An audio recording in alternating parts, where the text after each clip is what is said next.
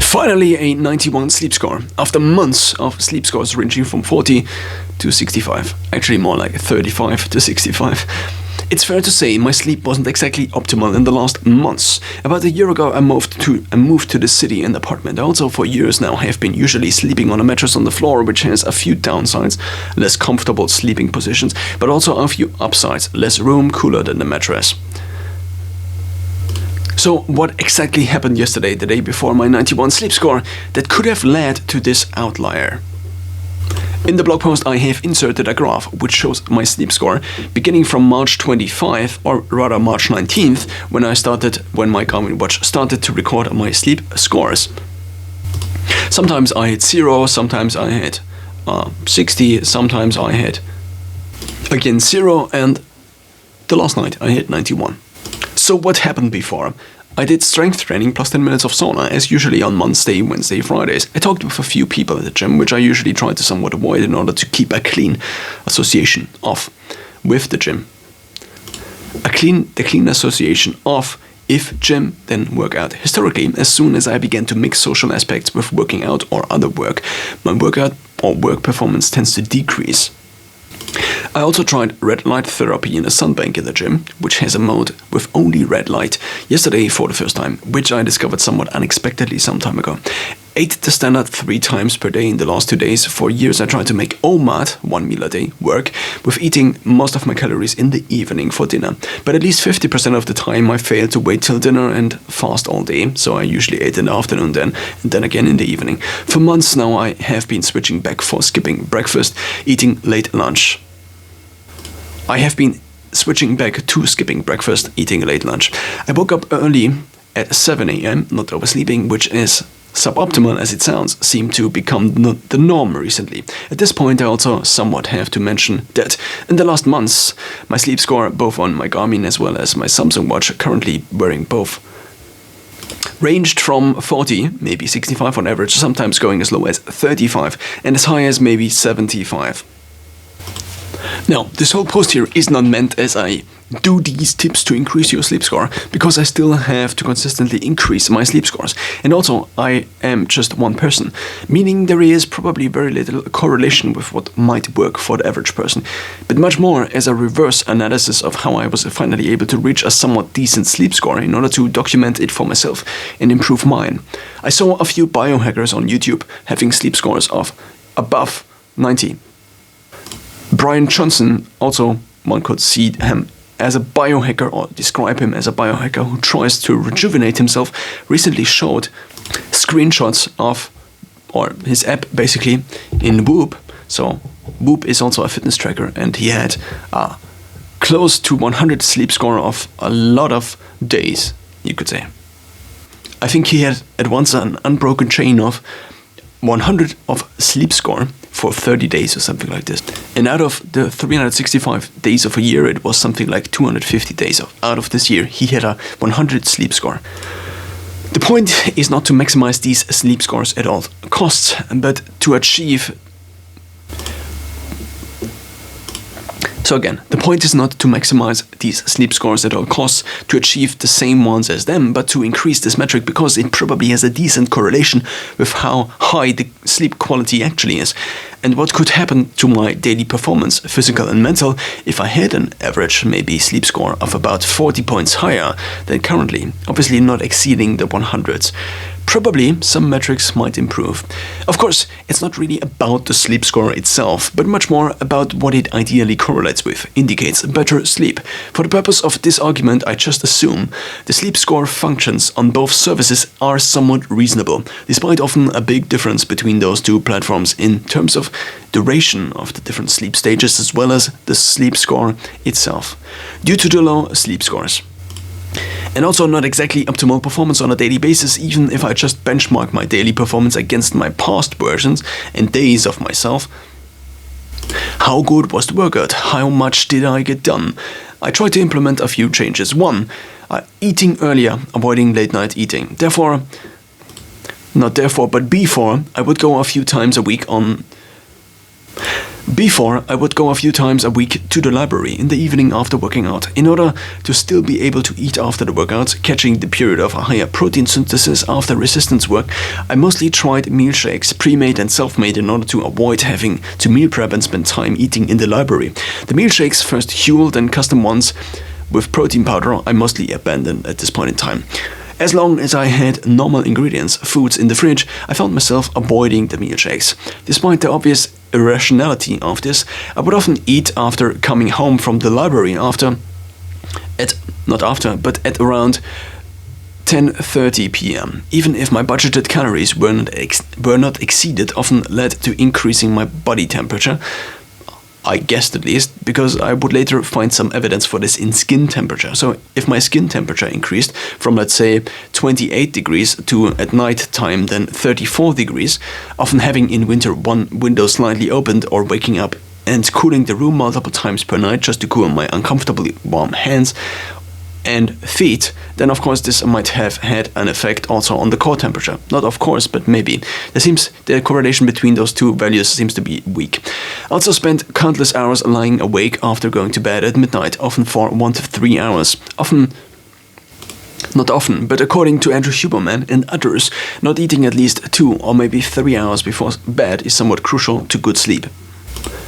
2. Changing and reducing light. I activated the Eye Comfort Shield Android, Samsung or Night Mode Windows on all devices to set it to more yellowish light 2 hours before bedtime, equaling 10 p.m. So 10 hours before bedtime. Not 10, but 2 hours. My Garmin watch doesn't have a night mode to my knowledge. I only have it on about 50%, so in both devices there is a slider, and I have both sliders only on for about 50%. Why? I found that if something like this is too distracting, then I eventually turn the automation off. Once I turn the automation off, it might take months until I again, in search for variables to improve my sleep, might discover it again.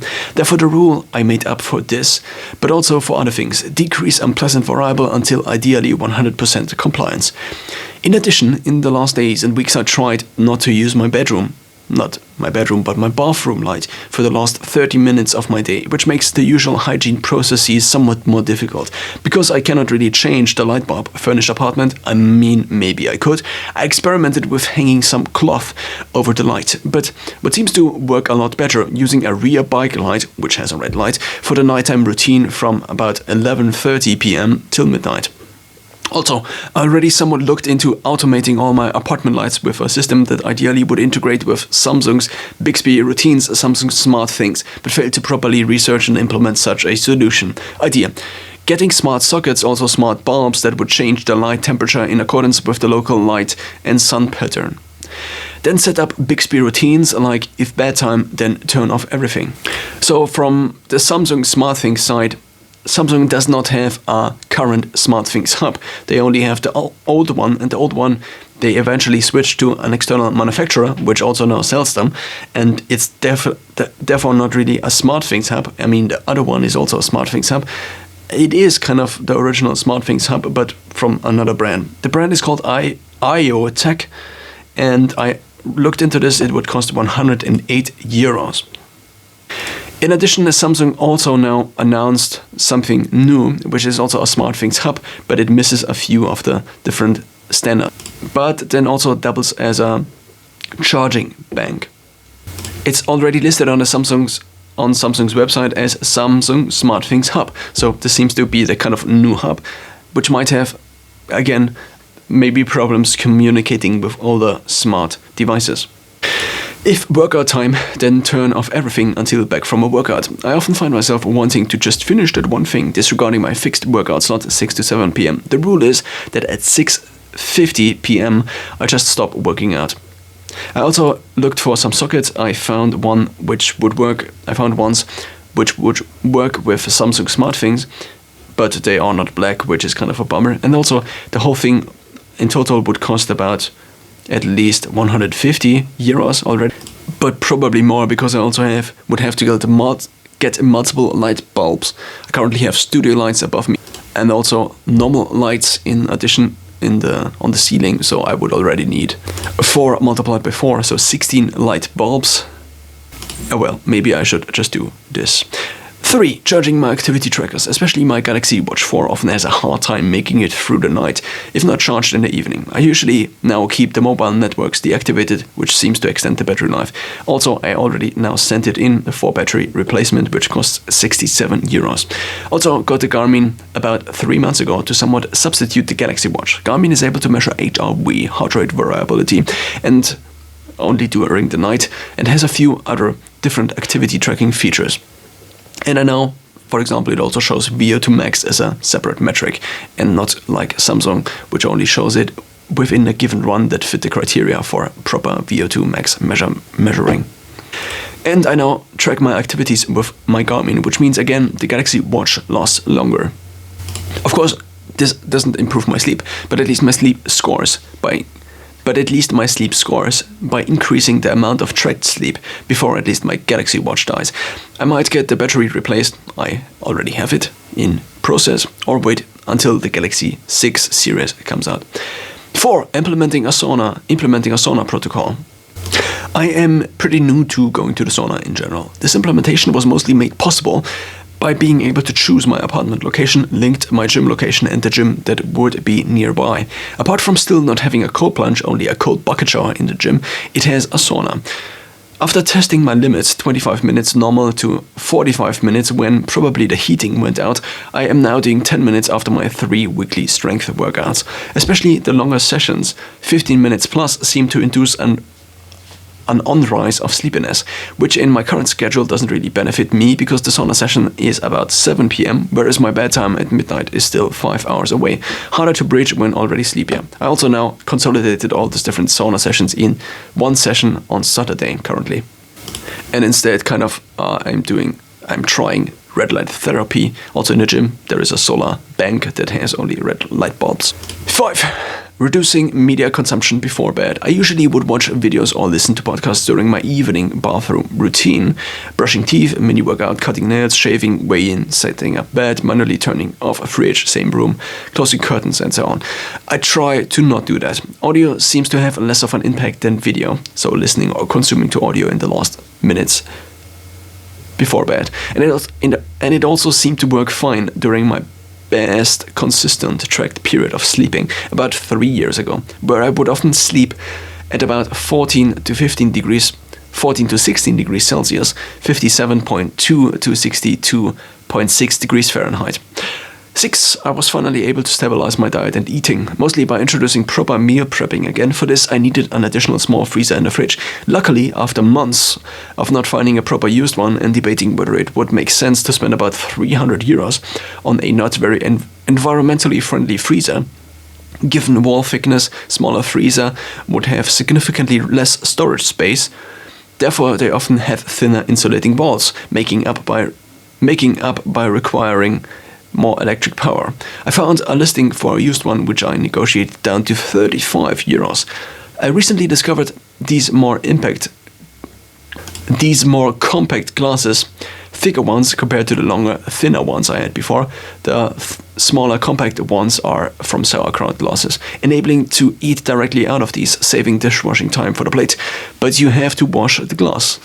Only a microwave was missing to heat up the frozen pre-prepped meals. A recipe I call protein eggs or protein omelette. Mostly 5 eggs, 70 grams of protein powder, 125 grams, now 250 grams. I increased it to 250 grams of vegetables, spice, some vinegar, which I also got used for €30. The microwave, not the vinegar.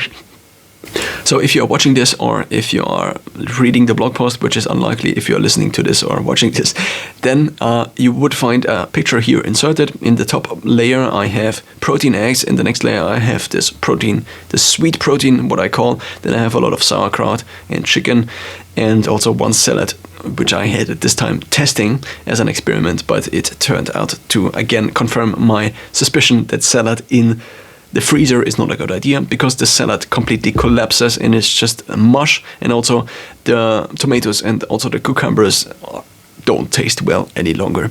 7. Prioritizing morning sunlight. The problem 7. Prioritizing morning sunlight. The problem, on average, I overslept hours in the last weeks and months. This meant I often missed my extra morning sunlight, introduced the habit. This meant, in order to not miss the morning sunlight, I introduced the habit of tracking time and habits outside in the morning and evening on my phone. In the last weeks, I then often tried to find a random excuse to nevertheless try to get some sunlight in. Walking once around the apartment complex, for example, buying groceries not in the evening, which could be explained by the fact my sleep that happened till my alarm was too suboptimal or simply insufficient. For years I tried to make a 4+2 sleep schedule work, sleeping 4 hours at night from midnight till 4, and then 2 hours during lunchtime from noon till 2 p.m. plus a daydream nap that would occur from 7:40 to 8 a.m. When it worked for at max maybe 3 to 5 consecutive days, I got more done than in a normal week, but mostly it didn't. Sustainability is more important than short peak performance, one could say, which might have been a little much deviation from what the general population is doing, assuming that what billions of humans established over hundreds, thousands of years might have some merit to it. It allowed me to sleep over lunch. The 2 hours of sleep, if I could sleep, also seemed to put me deeper into ketosis, making it often hard to eat during the early afternoon, despite often already beginning to freeze at room temperature sometimes. If I managed to do this during my evening workouts, my body temperature, the felt temperature, since I have the Garmin watch, I can also see the correlation with skin temperature, but it seems to not be that high. So skin and core temperature seem to be only loosely correlated, would be close to its minimum, making the cold showers after running, in winter sometimes only with shorts, tank top and barefoot shoes, probably somewhat effective, but also mostly unbearable, almost unbearable. Now, just because something is hard doesn't mean it's not useful, but it becomes unuseful if the memory thereof prevents me from getting all workouts in, simply because some part of me, somewhat obviously, does not want to run at freezing temperatures outside and take a cold bath in the river afterwards, or way easier, go to the gym. The argument I usually lay out for myself in these kinds of scenarios is this: if something prevents the workout from happening, then reduce the variables that impact it until adherence or compliance again is ideally 100%, maybe over a given month. Example, with 3 suboptimal resistant workouts per week, I am usually able to at least maintain my strength and lifts. With 2 good ones and 1 missed one, I tend to lose some strength and my lift weight goes down. So I decided to change it to sleeping 6 hours a night from 0 to 6 and napping in the time from noon to 2 p.m. as much as needed, with the cutoff of 2 p.m. while also probably getting lunch in that time frame. I noticed if I eat at 2 p.m. after fasting since 10 p.m. from the previous night, I cannot eat right away. I am probably too deep into ketosis at that point, so my taste sensation is turned down. My stomach already shrunken, so I have to wait 60 to 90 minutes after breaking my fast in order to be able to normally eat, which pushes my lunch afternoon meal too much into the afternoon, for my evening workouts to not be negatively impacted by too much food in the digestive tract or food digesting, therefore potentially decreasing performance. It sounds bananas, but eating at noon might be a good time to eat. The thing I did, and the thing mostly everybody else does, has been doing all around the world, might have some merit to it. And the same might be true for other things as well. Why the new midnight to 6 p.m.? Currently the decision is mostly a Pareto efficient improvement, or Pareto improvement. Pareto efficiency on Wikipedia. Pareto efficiency or Pareto optimality is a situation where no action or allocation is available that makes one individual better off without making another one worse off. So if you have a Pareto efficient improvement, then this results in the same thing, just an improvement.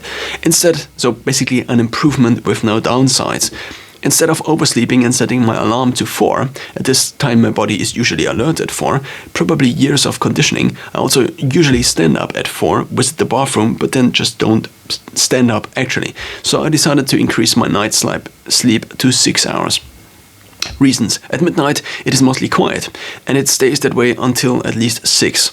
If noise is correlated to how many people are awake, then sleeping while most people are asleep is probably a reasonable strategy for minimizing the effect of noise on sleep quality.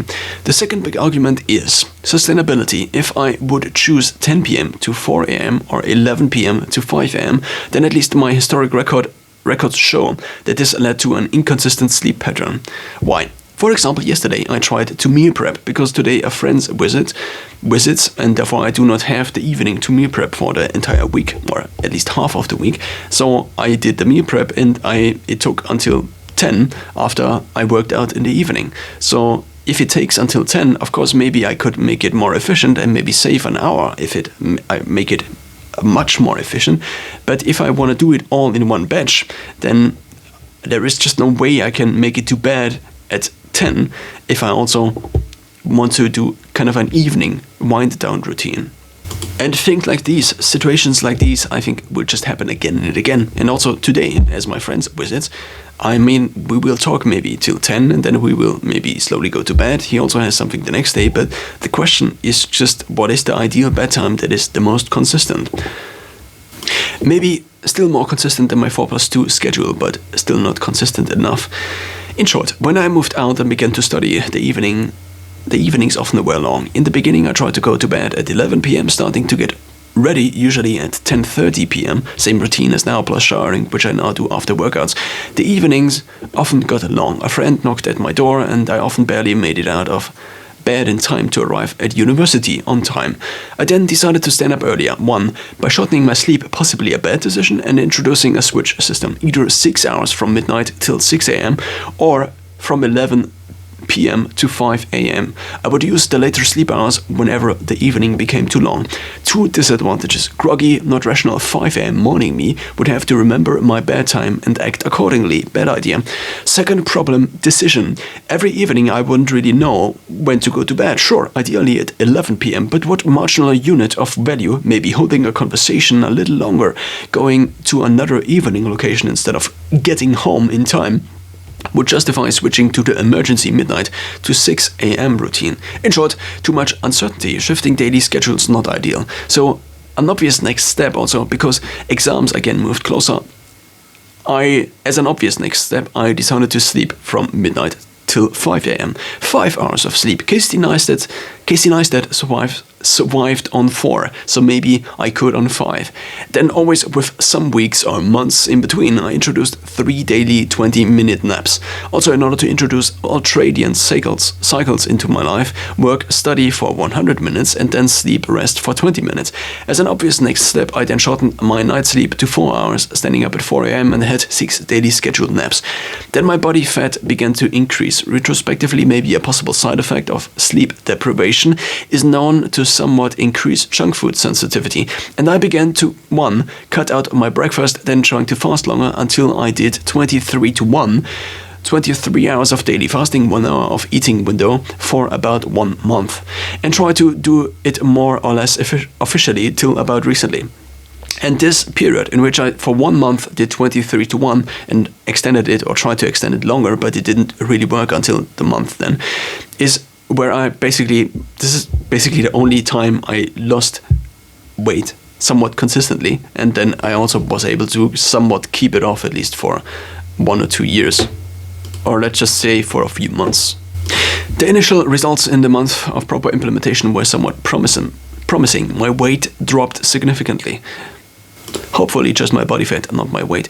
But to shorten the argument, despite freeing up more time than ever, of course the weight also drops if the body fat drops, but what I'm trying to say is that the body fat weight ideally is the thing that drops, not bone mass, muscle mass, or organ tissue. But to shorten the argument, despite freeing up more time than ever, in order to make it work, I allowed myself to eat whatever I wanted. Before I had been off sugar for 1 to 3 years, meaning avoiding products with added sugar. I still ate honey, fruits, etc. My previous approach to eating, which kept me lean for years, could be summed up like this: high protein, high carb, not necessarily high carb, but there are a lot of carbs in everything, so it was kind of medium carb maybe. Extensively avoid fat.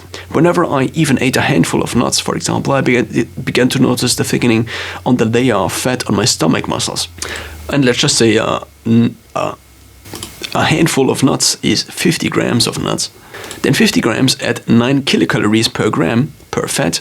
Not necessarily for...